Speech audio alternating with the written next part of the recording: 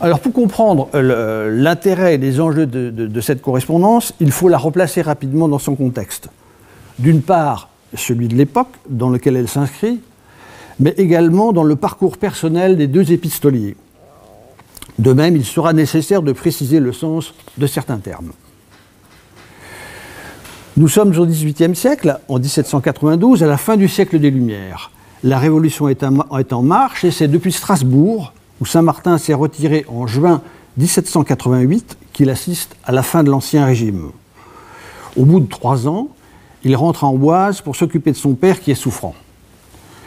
Il revient en juillet 1791, quelques jours après la fuite à Varennes. Et c'est dans cette période troublée que vont débuter les échanges entre Saint-Martin et Kirchberger.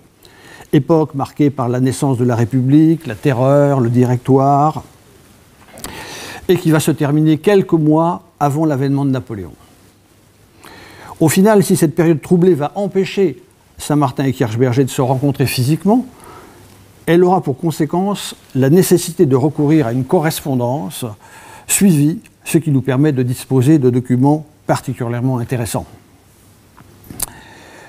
Dans ses mémoires, la baronne d'Oberkirch note que si le XVIIIe siècle commence par le triomphe des philosophes rationalistes, il se termine dans l'amour du merveilleux.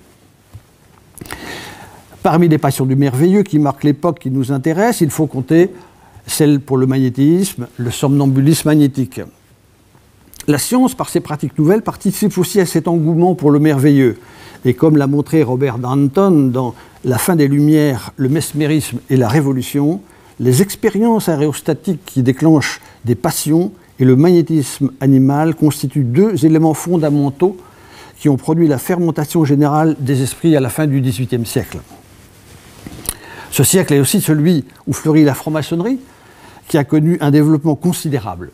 Elle s'est enrichie de multiples systèmes de grades qui puisent leur inspiration dans des sources aussi diverses que l'Ancien Testament, les Templiers, les Rose-Croix, l'alchimie, l'Égypte, voire certaines pratiques magiques. Gardons-nous cependant d'associer de trop près la franc-maçonnerie avec l'ésotérisme, car au XVIIIe siècle, elle est avant tout un espace de sociabilité. Et comme le précise Charles Porset dans son ouvrage sur les convents des Philallètes, le courant illuministe ne représente en fait que 2 à 3% de ses membres.